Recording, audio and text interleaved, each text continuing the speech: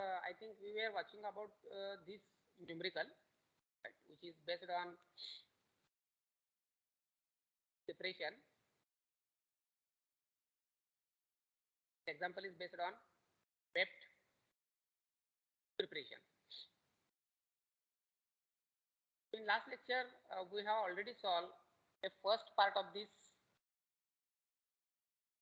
numerical. Second part, that is part B of this numerical, we have to solve. Now today we'll see how to solve this part, and then we'll see the remaining numericals. So once again, I will read the question so that we can able to understand the things. Right.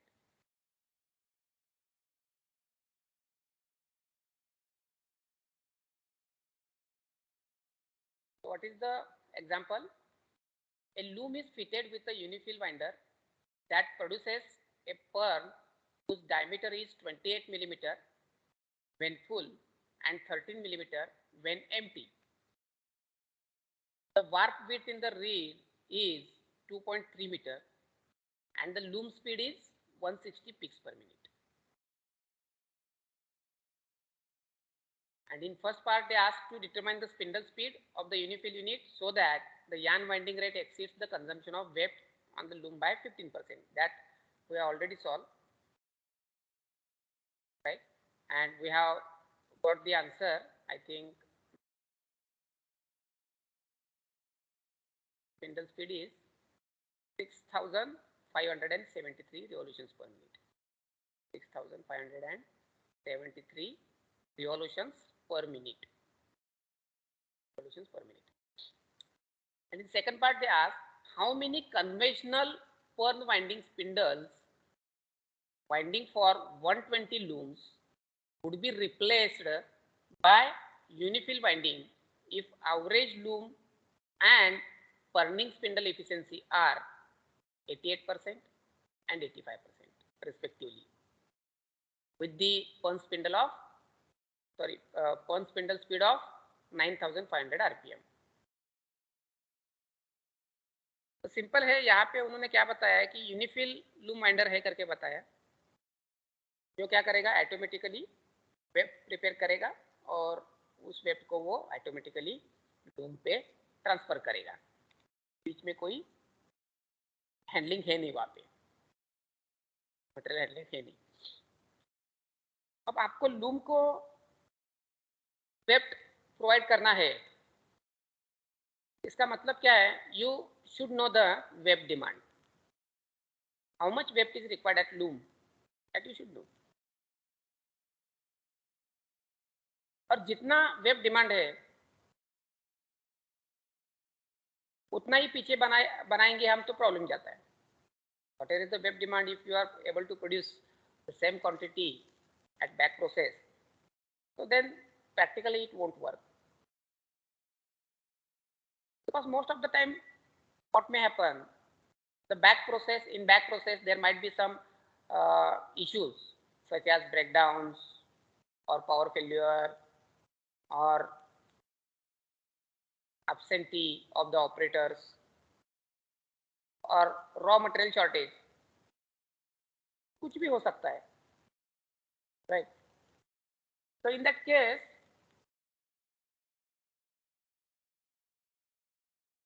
you will not able to get the required production, the required web demand. So it is always necessary to produce the web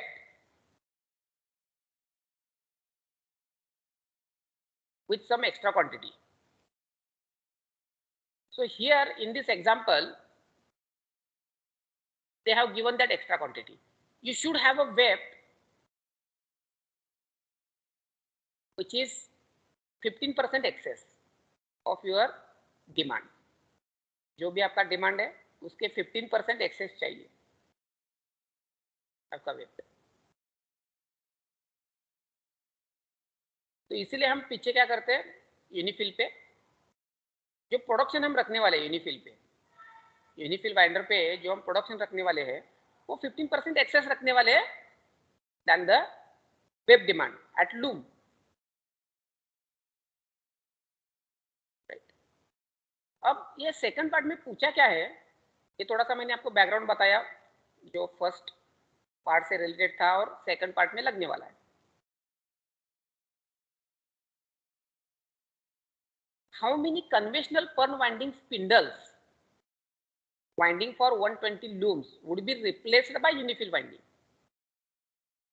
इसका मतलब क्या है, अगर समझो कि conventional पर्न winding machine है वहां पे, इफ देयर इज कन्वेंशनल पर्न वाइंडिंग मशीन,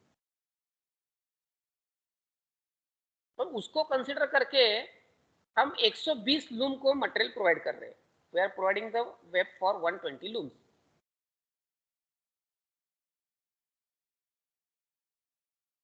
अब क्या करेंगे हम, वो कन्वेंशनल पर्न वाइंडिंग स्पिंडल्स को हम रिप्लेस करेंगे विथ यूनिफिल। पहले हम क्या कर रहे थे 120 ऐसा मान के चल रहे, सपोज कर रहे हैं, प्रैक्टिकली वहां पे यूनिफिल ही है, प्रैक्टिकली वहां पे यूनिफिल ही है, बट क्वेश्चन कैसे पूछा है उन्होंने, सपोज अगर कन्वेंशनल वाइंडिंग स्पिंडल्स रहते जो 120 लूम को प्रोवाइड कर रहे थे ऐसे, तो फिर कन्वेंशनल पर्न वाइंडिंग के कितने स्पिंडल हम रिप्लेस कर पाते हैं अगर हमने यूनिफिल लगाया तो। अगर हमने यूनिफिल लगाया तो कन्वेंशनल पर्न स्पिंडल्स कितने कम कर सकते हैं हम। आपको मटेरियल 120 लूम के लिए जाना है और कंडीशन क्या बताया, लूम एंड पर्निंग स्पिंडल एफिशिएंसी, मतलब लूम का एफिशिएंसी दिया है और यूनिफिल पर्न स्पिंडल का एफिशिएंसी दिया है, यूनिफिल मशीन का एफिशिएंसी दिया है। लूम का 88 है, उसका यूनिफिल का 85 है, विद द पर्न स्पिंडल स्पीड ऑफ 9500 आरपीएम। ये कंडीशन दिया है। तो हम कैसे निकाल सकते हैं फिर स्पिंडल्स रिक्वायर्ड, स्पिंडल्स रिक्वायर्ड हम कैसे निकाल सकते हैं, बहुत ही सिंपल लॉजिक है। स्पिंडल रिक्वायर्ड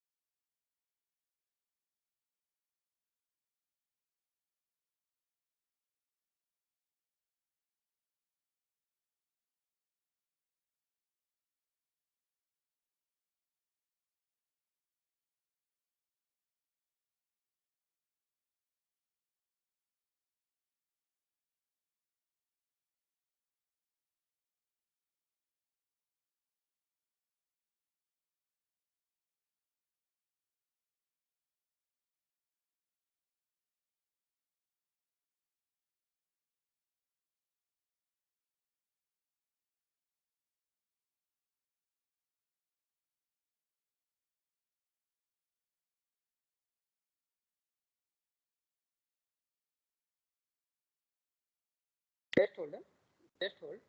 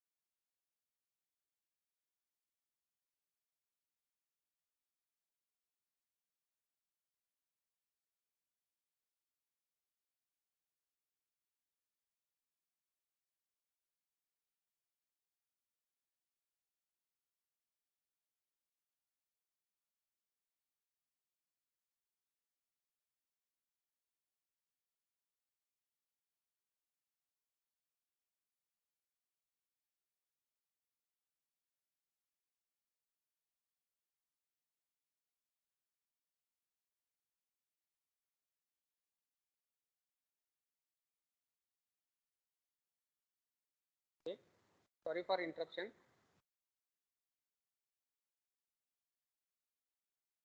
तो स्पिंडल रिक्वायर्ड हम कैसे निकाल सकते हैं, बहुत ही सिंपल कंसेप्ट है यहाँ पे। स्पिंडल रिक्वायर्ड निकालते कैसे है, जो भी आपका वेब डिमांड रहेगा सब एक्सेस सब पकड़ के जो भी आपका वेब डिमांड रहेगा, so that weft demand if we divide it by winding rate, ठीक है, जो भी एक स्पिंडल का वाइंडिंग रेट रहेगा, है ना, उससे अगर हम डिवाइड करेंगे, वाइंडिंग रेट पर स्पिंडल हम बोल सकते हैं। फॉर एग्जांपल मैं यहाँ पे लिखता हूँ spindle required is equal to weft demand, जो भी वेब डिमांड है लूम के ऊपर, divided by winding rate, divided by winding rate per spindle, winding rate per spindle. Just hold on.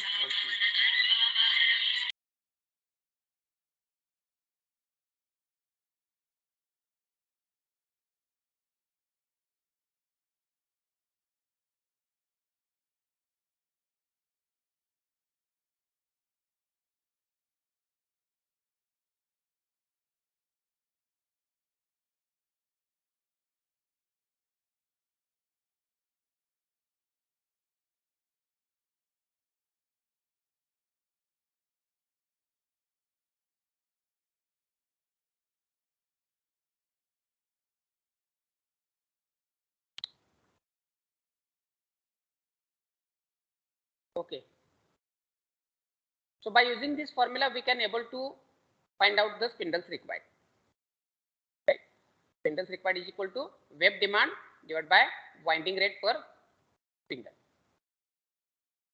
Simple concept है ये, जितना वेब लगने वाला है और एक स्पिंडल पे हम कितना बना सकते हैं, तो नंबर ऑफ स्पिंडल निकल जाएंगे, नंबर ऑफ स्पिंडल निकल। अब यहाँ पे क्वेश्चन आता है कि हमारे पास वेब डिमांड है क्या, तो वेब डिमांड निकालने के लिए अपने को they have given all this data, right? We have to use this data in order to find out the web demand, right? So first of all, you have to find out the web demand, then you have to find out the winding rate, because you are not having winding rate also. Again you have to use the data, given data, and you have to find out the winding rate.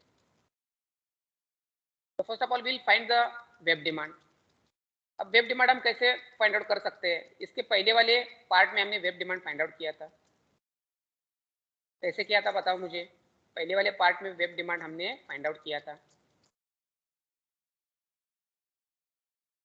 Can you able to answer, कैसे हमने find out किया था?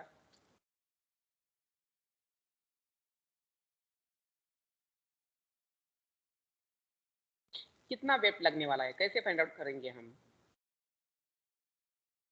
Loom का speed into warp का width, right, warp का width कितना है ना, वार्प का विड्थ मतलब वही बताता है कि आपका वेब को कितना ट्रैवल करना पड़ेगा, वेब को कितना ट्रैवल करना पड़ेगा, वार्प का विड्थ बताएगा आपको वेब को कितना ट्रैवल करना है, ठीक है।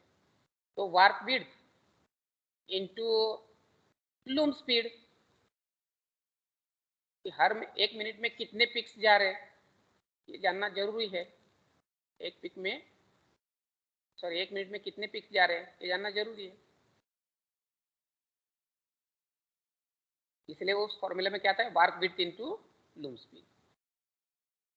अब यहाँ पे खाली उतना लेके चलेगा क्या, warp width into loom speed लेके चलेगा क्या, खाली वेब डिमांड आपको निकालना है, गिवन डाटा देख के खाली इतना लेके चलेगा क्या, ये तो जनरल फॉर्मूला हो गया, warp width into loom speed, warp width into loom speed तो जनरल हो गया। Loom speed,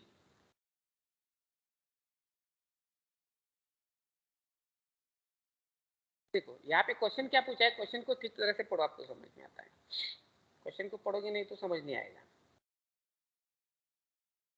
how many conventional form winding spindles winding for 120 looms, आपको 120 लूम के लिए निकालना है वेब डिमांड, एक लूम के लिए नहीं निकालना है।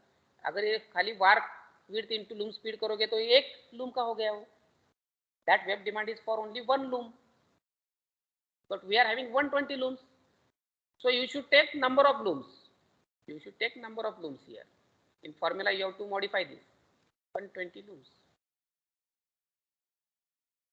120 लूम के लिए लेना है। फिर से और क्या लग सकता है, ऐसा मान के चलते कि 120 जो लूम चल रहे वो 100% इफिशियंसी चल रहे क्या, 100% इफिशियंसी से चल रहे क्या, whether they are working with 100% efficiency? No, it is not possible. Is in the question they have given loom efficiency? Yes, they have given if average loom efficiency is 88%. You can see here. They have given the information. Average loom efficiency 88%. Is 88%. So you have to take the efficiency also. वही आपका weft demand में लेना पड़ेगा efficiency 88, 100 लेके नहीं चलेगा। 88/100 हम लेंगे, 8% है वो, 88/100। तो इस तरीके से अपने को वेब डिमांड आएगा। एक्सेस क्या निकालना है वो बाद में देखेंगे, क्योंकि उसमें 15% एक्सेस भी लेना है, 15% एक्सेस भी लेना है उसमें। तो पहले इस फॉर्मूला से हम वेब डिमांड निकालेंगे। You just find out the weft demand, tell me the answer. Warp speed देखो, लूम स्पीड देखो, सब दिया है इसमें, पढ़ के क्वेश्चन में सब दिया है, इसमें डालो और आंसर निकाल के मुझे बताओ।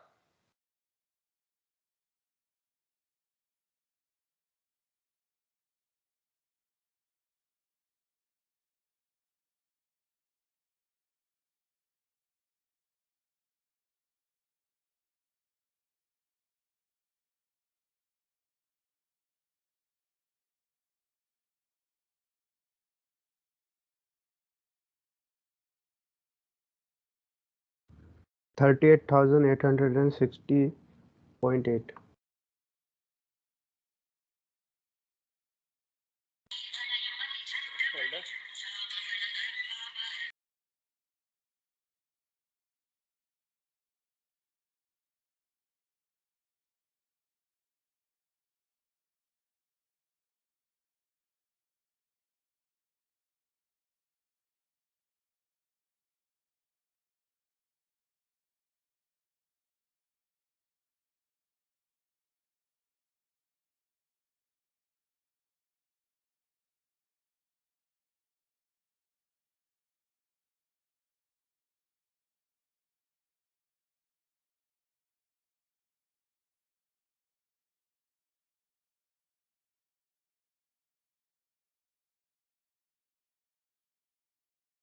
कितना बोला रहे ऋषिकेश? 38,860.8.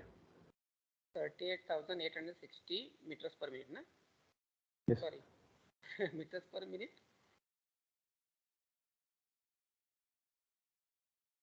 दिया है क्या? हाँ, पर मिनट में क्या होगा इसको?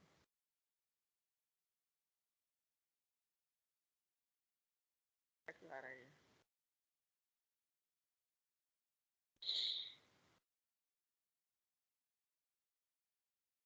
Just told us that might, I think there will be some problem.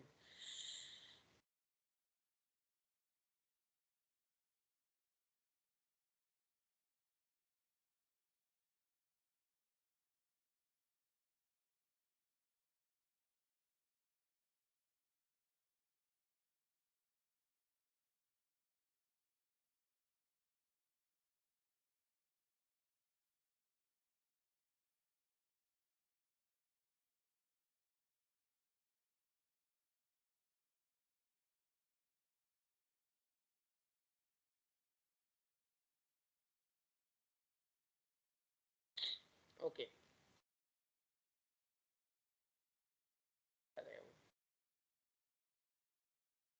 So answer is 38,860 meters per minute. कैसे आता है हम देखते हैं। वार्प विड्थ कितना था? वार्प विड्थ कितना था? क्वेश्चन में बताया गया है वार्प विड्थ। ये देखो, warp width in the reed is 2.3 meter, so it will be 2.3 meter warp width into loom speed. What is the loom speed? Loom speed is also given 160 picks per minute, so it is 160 picks per minute into number of looms are 120 into efficiency is 88%. Efficiency is 88%. Right? When we do this calculation, we'll get the answer 38,860 meters per minute. तो 38,860 metres लगते हैं एक minute में. ये demand है अपना web का 120 loom के लिए. अब इसका 15% एक्सेस लेना पड़ेगा. उतना अपने को पीछे बनाना है फर्म वाइंडिंग पे, मतलब यूनिफिल पे.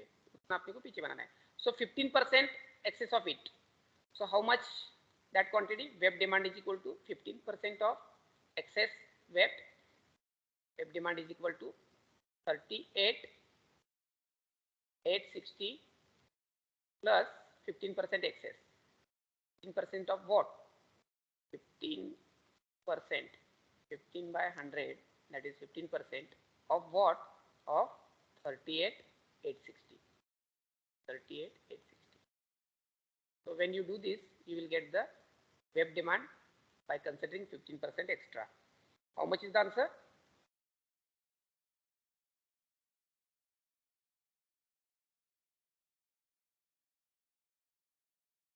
$44,689. 44,689. 44,689. Right, 44,689 meters per minute. That will be the requirement of web. Right. So web demand अपने पास आ गया. Web demand अपने पास आ गया. कितना आ गया web demand? 44,689. 44,689. Right. Now second thing आपको क्या फाइंड आउट करना है? Winding rate. सेकंड थिंग क्या फाइंड आउट करना है आपको? Winding rate per spindle. So how we can able to calculate winding rate per spindle?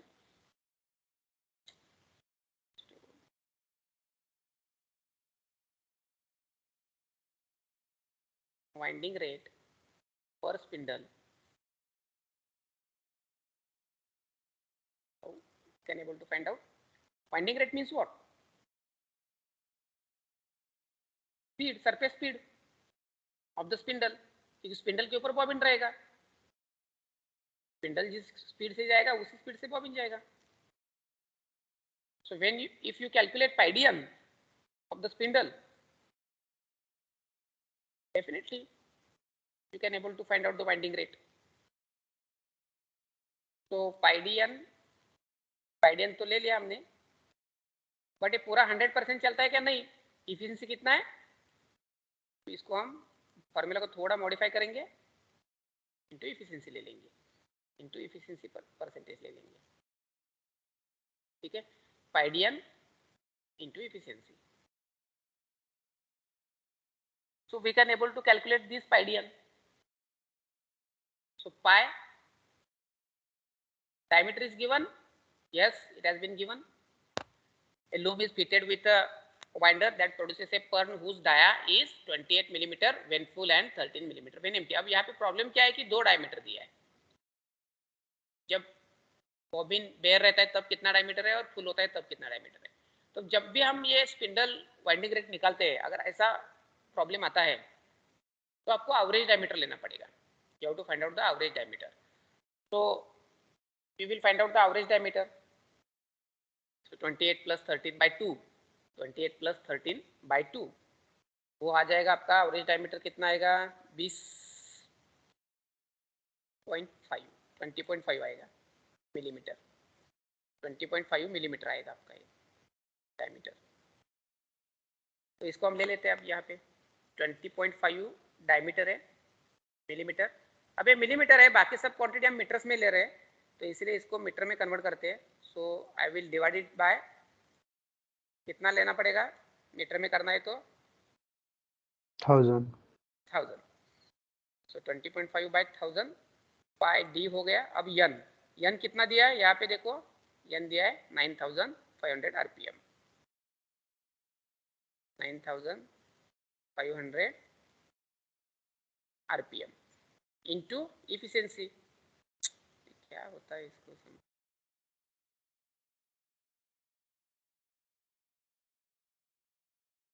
Into efficiency. Efficiency कितना दिया है? 85।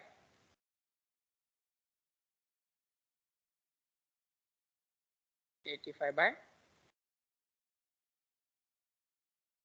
100। 85 by 100।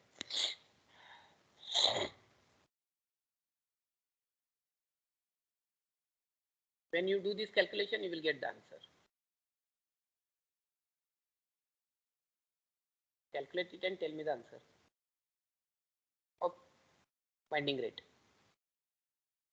कितना आता है winding rate बताओ।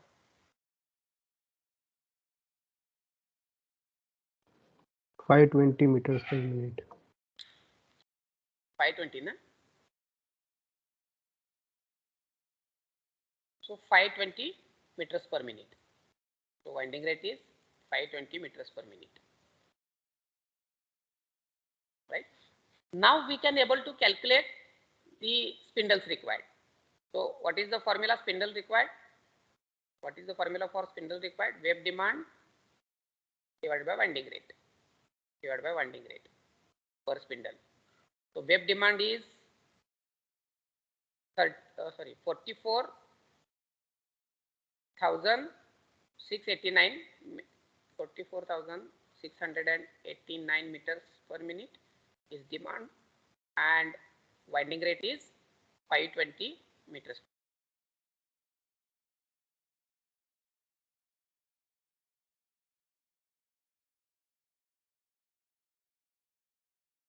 When you do this, you will get the answer of number of spindles. कितना आता है?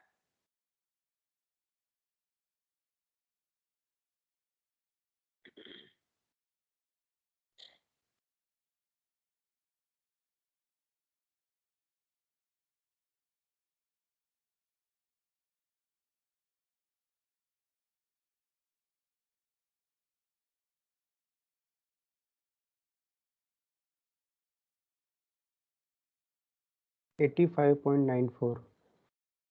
85.94 इसका मतलब है 86। 5.94 means 86 spindles are required.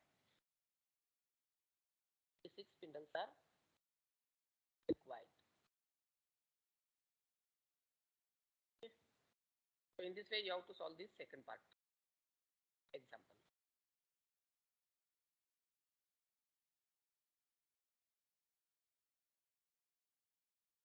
I will see the next example.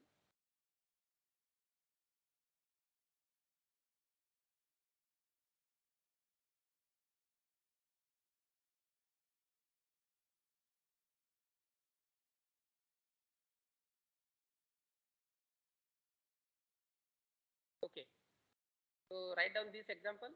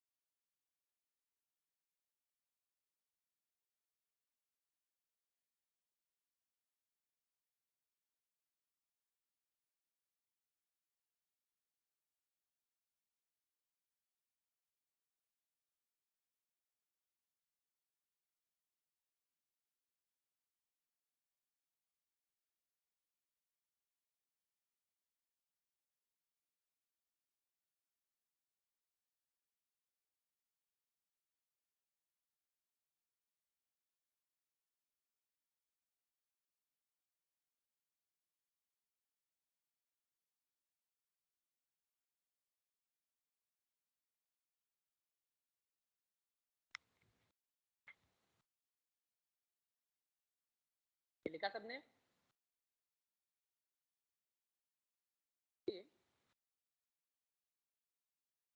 The full dia of pearl wound from cotton yarn is 32 mm and the bare pern dia at the nose of the chase is 14 mm. Determine the chase angle when the traverse is 34 mm. So again this question is based on pern winding. तो यहाँ पे क्या बताया है, full dia of pern, there will be a pern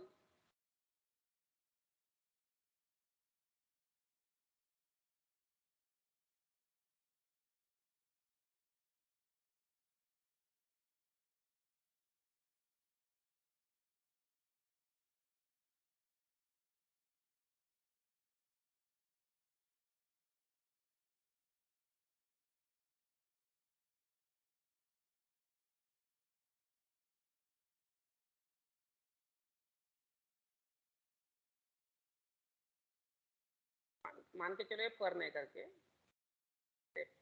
exact नहीं आ रहा है, मान के चलो पर्ण है, उसके ऊपर हमने क्या किया है, रेल को फाइंड किया।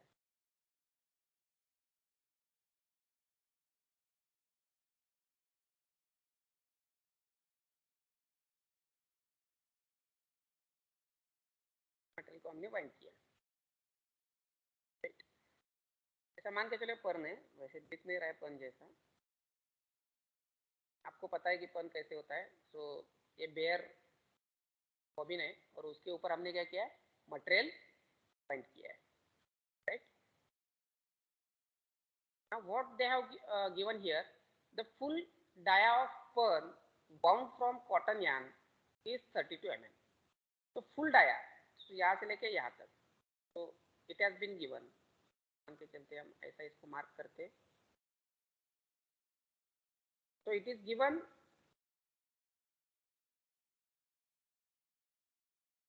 32 mm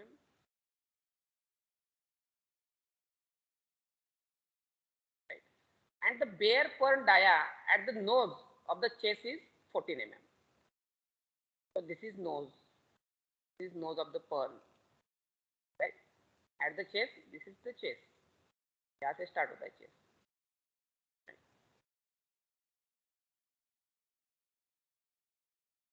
तो ये डाया कितना दिया है, ये कितना दिया है उन्होंने,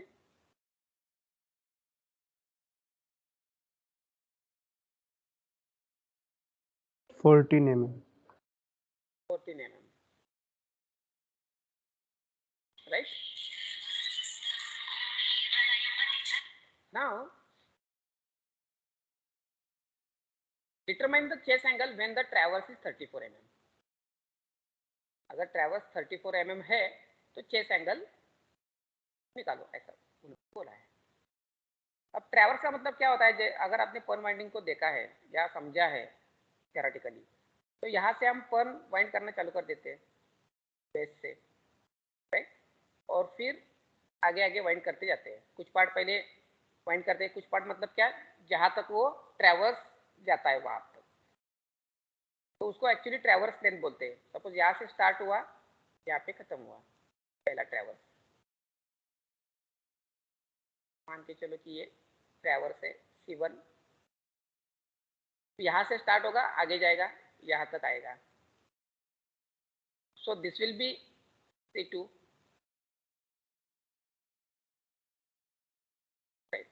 लाइकवाइज ये ट्रैवर्स करते जाएगा, ठीक है, ये लास्ट तक, ये सपोज मान के चलो this is CN।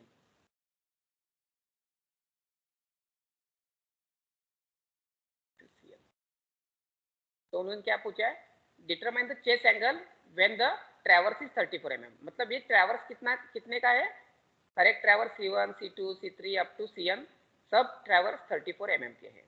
Obviously same ही रहता है, वो बदलता नहीं, तो it will B 34 mm, 34 mm। और पूछा है कि आपको क्या निकालना है, चेस एंगल निकालने के लिए बोला है। अब चेस एंगल मतलब क्या, ये यहाँ से यहाँ, सपोज यहाँ पे, यहाँ से अगर हम देखेंगे, ये भी चेस ही है, ये भी चेस ही है, चेस लेंथ ही है, यहाँ तक आ गया, तो ये एंगल को हम चेस एंगल बोलते हैं। ये एंगल को हम क्या बोलते हैं, चेस एंगल बोलते हैं। दिस वन अल्फा, इस एंगल को हम चेस एंगल बोलते हैं, राइट। तो इसको आपको निकालना है। तो कैसे निकाल सकते हैं चेस एंगल को, अल्फा को? बहुत ही सिंपल है, आपको ट्रिग्नोमेट्री का यूज करना पड़ेगा यहाँ पे। देखो अब इस पोर्शन को मैं लेता हूँ, चेस को, ये चेस है,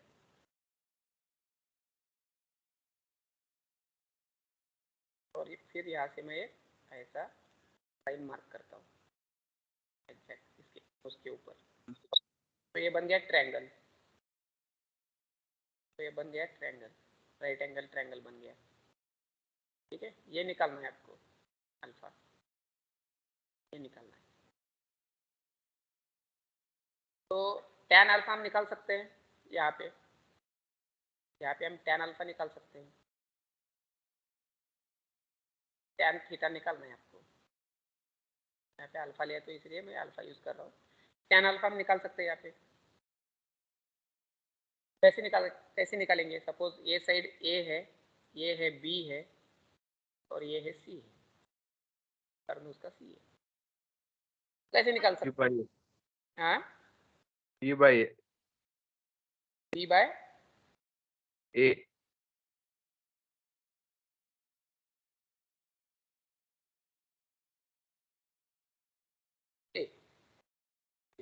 ओके, तो ये सही है। तो कैसे निकालेंगे यहाँ पे? आप यहाँ पे बी क्या है एक्चुअली रियल में यहाँ पे बी क्या है? ये पार्ट है। तो ये पार्ट मतलब क्या होगा? फुल डायमीटर दिया है सपोज 32, ये पार्ट निकालना है आपको, है ना। तो बड़ा डायमीटर दिया है 32 और छोटा भी दिया है यहाँ पे 1 का 14। तो 32 में से 14 निकालेंगे तो अपने को क्या मिलेगा? This part and this part, दो पार्ट मिलेंगे। 32 में से 14 अगर हम माइनस करेंगे तो आपको मिलेगा this part and this part. अब ये दो पार्ट है, अपने को चाहिए खाली 1 पार्ट, सो डिवाइड बाय 2 करेंगे। तो हम इसको बोलते हैं, बड़े डायमीटर को डी बोलते हैं, छोटे डायमीटर को डी स्मॉल डी बोलते हैं। तो हम ऐसा लिख सकते हैं यहाँ पे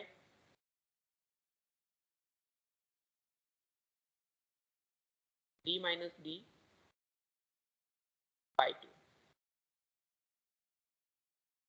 ये हो गया आपका बी, ये हो गया आपका B, D minus D by 2 into ये डिवाइडेड बाय ए है, सो 1 बाय ए। अब यहाँ पे ए क्या है?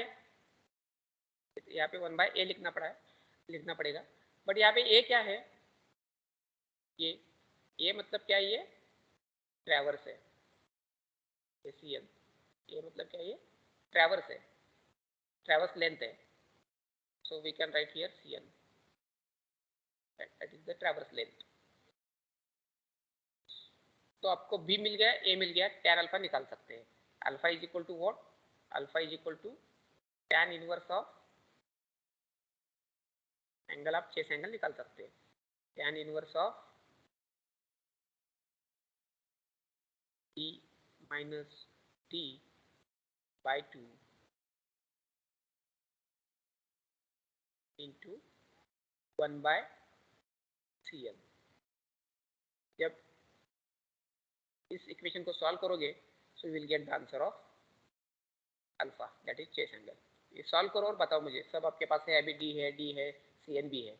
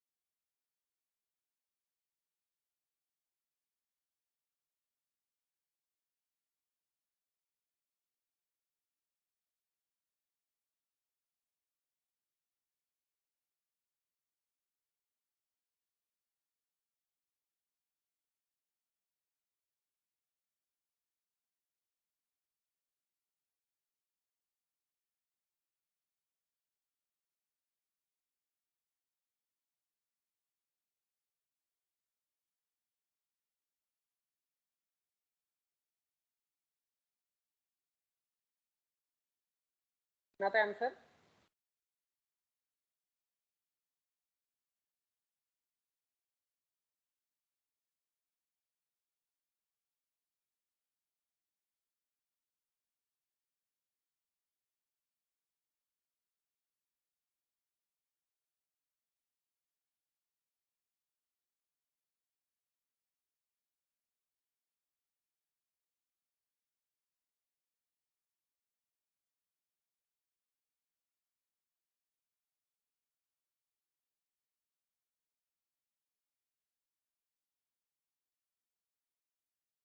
तो इसका आंसर कितना आता है? इतना टाइम क्यों लग रहा है? 14 degree 8 14 14 degree 14 yes sir 14 degree 49 minutes इतना आंसर आता है उसका। जब आप इसमें डालोगे तो आंसर आएगा आपका 14 डिग्री 49 मिनट्स। राइट, आपका आंसर एक्चुअली ऐसा आया होगा 14.49 ऐसा कुछ तो आया होगा। सो लिखते समय इस तरीके से लिखना 14 डिग्री 49 मिनट्स। ठीक है, so this is your chase angle, तो इस तरीके से इस क्वेश्चन को सॉल्व करना है आपको। Right, now will see next example.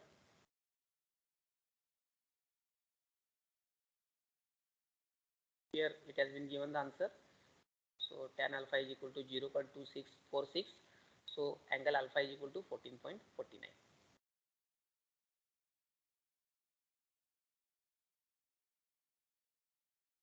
Okay, now write down this example.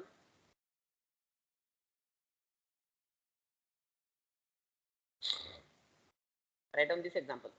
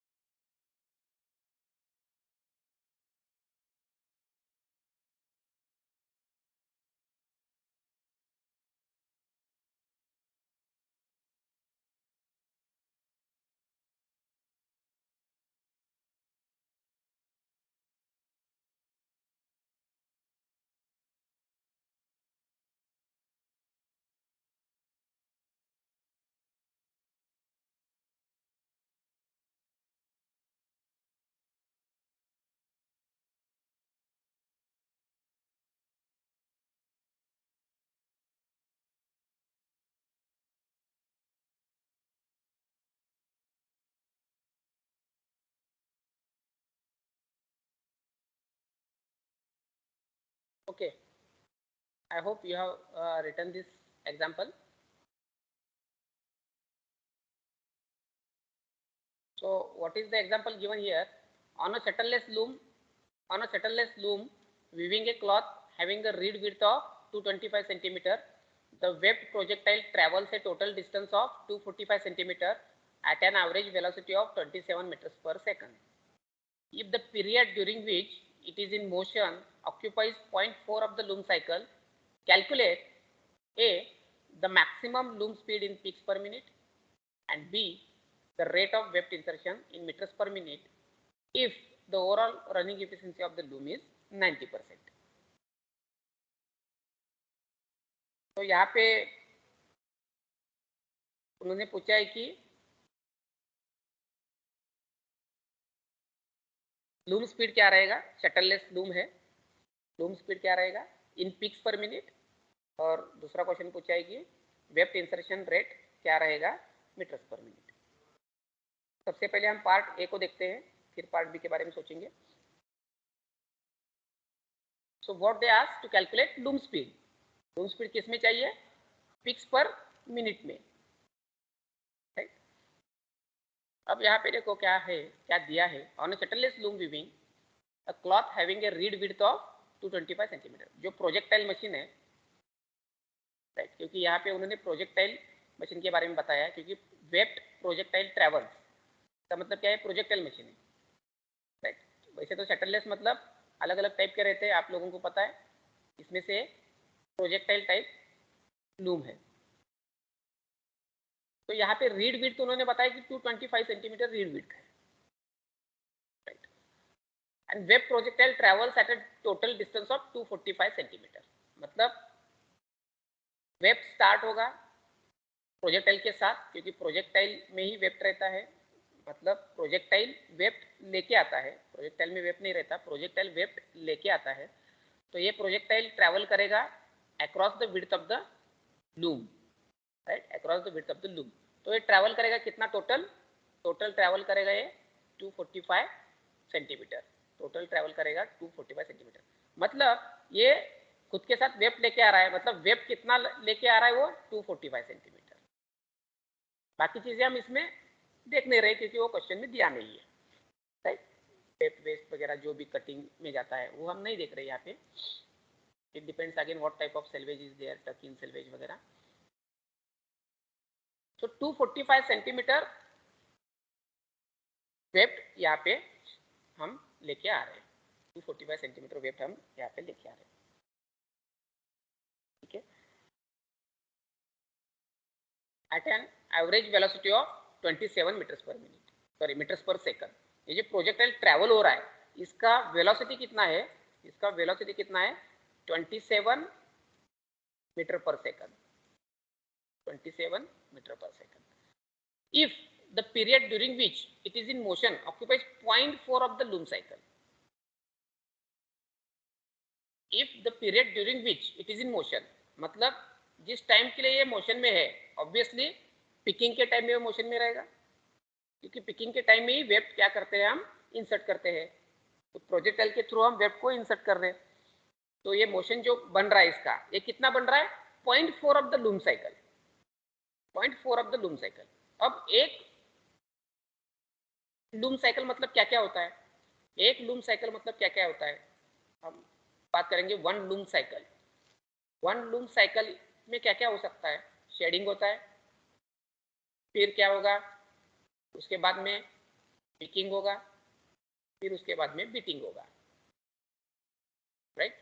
तो उसमें से ये जो बन रहा है पिकिंग, यहाँ पे आपका प्रोजेक्टाइल इन मोशन है, और वो कितना है 245 सेंटीमीटर लेंथ लेके जा रहा है, बट वो टाइम कितना है 0.4 ऑफ द लूम साइकिल।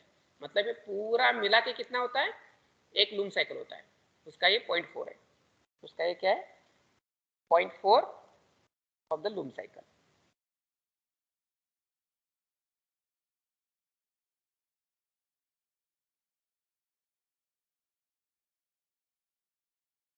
तो यहाँ पे अगर आपको लूम स्पीड निकालना है, वहाँ पे क्या पूछा, क्या है लूम स्पीड। यहाँ पे आपको क्या पूछा है कि लूम स्पीड निकालना है इन पिक्स पर मिनट, इन पिक्स पर मिनट मतलब पर मिनट लूम स्पीड निकालना है।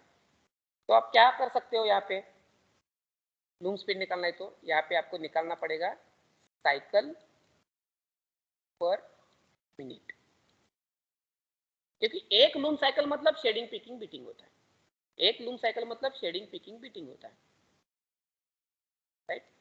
तो एक साइकिल हो गया, ऐसे कितने साइकिल बन सकते हैं एक मिनट में, वो उसका स्पीड हो गया, क्योंकि पिक्स पर मिनट, एक लूम साइकिल में एक पिक जाएगा, एक लूम साइकिल में एक पिक जाएगा, तो एक मिनट में कितने जाएंगे, सो पिक्स पर मिनट। तो इसीलिए हमने यहाँ पे क्या लिया साइकिल पर मिनट। साइकिल क्यों लिया? क्योंकि एक साइकिल में एक पिक जाएगा, 1 लूम साइकिल लेना ही पड़ेगा आपको। 1 लूम साइकिल कंप्लीट होने में कितना टाइम लगता है? अगर खाली पिक के बारे में सोचोगे तो आपका प्रॉब्लम बढ़ जाएगा, क्योंकि आपने खाली 245 सेंटीमीटर ट्रैवल किया है, वो भी 0.4 ऑफ द लूम साइकिल है। वो जो टाइम है ना, वो 0.4 ऑफ द लूम साइकिल, मतलब जो भी टाइम आएगा यहाँ पे अगर आपने पिक्स लिया तो आप गलत हो सकते हो। क्यों गलत हो सकते हो? गलत होते हो सकते नहीं, गलत ही होते हैं, क्योंकि ये टाइम 0.4 हो जाएगा। बट 1 लूम साइकिल के लिए यहाँ पे शेडिंग भी है, बिटिंग भी है ना, तो उसको भी टाइम लगेगा। तो अपने को निकालना पड़ेगा 1 लूम साइकिल का टाइम। एक लूम साइकिल को कितना टाइम लगता है? एक लूम साइकिल को कितना टाइम लगता है? राइट। तो उसके लिए पहले आपको निकालना क्या पड़ेगा? एक लूम साइकिल का टाइम आपको निकालना है, 1 लूम साइकिल का टाइम आपको निकालना है। तो उसके लिए पहले तो निकालना पड़ेगा कि इसको एग्जैक्ट टाइम कितना लग रहा है। ये तो 0.4 ऑफ द लूम साइकिल बोला है, अपने को सेकंड में निकालना पड़ेगा एक्चुअली कितना लग रहा है, सेकंड में अपने को निकालना पड़ेगा। तो सबसे पहले हम क्या निकालने वाले हैं? अपने को चाहिए ये, अब आपको समझ में आया होगा कि अपने को क्या चाहिए। अपने को चाहिए साइकिल पर मिनट, वही अपना पिक्स पर मिनट रहेगा, राइट। अब ये 1 लूम साइकिल का टाइम निकालने के लिए पहले हमको निकालना पड़ेगा कि ये प्रोजेक्टाइल जो ट्रैवल कर रहा है उसको कितना टाइम लग रहा है सेकंड में। तो सिंपल बात है, वो ट्रैवल कितना कर रहा है ना, projectile time, projectile travel time, distance travel by the projectile, time required to 245 centimeter distance travelling. ये कैसे निकाल सकते हैं हम? यहाँ पे निकालेंगे हम टाइम प्रोजेक्टाइल का, projectile travel time, projectile travel time हम यहाँ पे निकालेंगे। 245 सेंटीमीटर जा रहा है, अब हम इसको मीटर में कन्वर्ट करेंगे, क्यों मीटर में करेंगे आपको समझ में आएगा। 245 सेंटीमीटर मीटर में कन्वर्ट करेंगे तो कितना होता है? 2.45 मीटर, 2.45 मीटर। इतना डिस्टेंस कवर करता है। क्या स्पीड से करता है? 27 meters per second divided by 27, divided by 27 meter per second. तो ये आपको आ गया टाइम, इतना टाइम लेगा ये। 245 सेंटीमीटर ट्रैवल करना पड़ता है इसको, कौन से स्पीड से? 27 मीटर पर सेकंड की स्पीड से। तो वही मैंने यहाँ पे लिया है, यहाँ पे मीटर पर सेकंड है इसलिए मैंने इसको मीटर में कन्वर्ट किया। 2.45 metre divide by 27 meters per second, ये आपको आ जाएगा टाइम इन सेकंड, ये आ जाएगा आपका टाइम इन सेकंड। कितना आता है ये? कैलकुलेशन करेंगे तो 0.090 0.090, आगे कुछ नहीं है, 74 0.09074। तो इतना ट्रैवल के लिए टाइम लगता है इसको, इतना ट्रैवल के लिए टाइम लगता है, ठीक है। अब यहाँ पे देखो ये कितना टाइम है? 0.4 ऑफ द लूम साइकिल, मतलब 0.09074, ये टाइम कितना है? 0.4 ऑफ द लूम साइकिल है, 0.4 ऑफ द लूम साइकिल है। तो एक लूम साइकिल के लिए कितना सेकंड लगेगा? एक लूम साइकिल के लिए कितना सेकंड लगेगा? तो सिंपल बात है, इसका क्रॉस मल्टीप्लिकेशन करो आपको समझ में आएगा कितना लगेगा। एक लूम साइकिल के लिए time, time for 1 loom cycle, 1 loom cycle, तो हम यहाँ पे लिखते हैं कितना लगेगा। देखो क्रॉस मल्टीप्लिकेशन करेंगे तो ये डिवाइड हो जाएगा, ये ओके 0.09074 डिवाइडेड बाय 0.4, ये 1 का कुछ मतलब नहीं रहता है, इंटू 1 मतलब नहीं इसका, ठीक है। जब ये कैलकुलेशन करेंगे तो आंसर कितना आएगा आपका?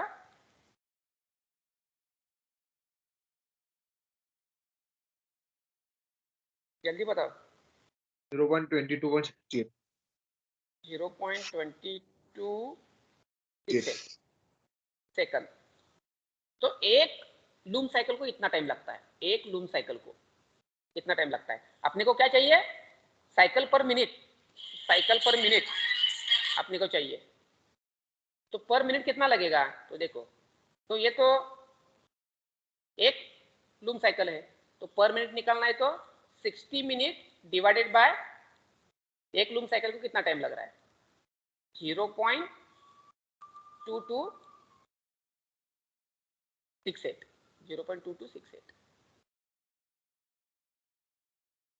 ये करोगे तो आपको मिल जाएगा साइकिल्स पर मिनट, साइकिल्स पर मिनट आपको मिल जाएगा 60 डिवाइड बाय 0.2268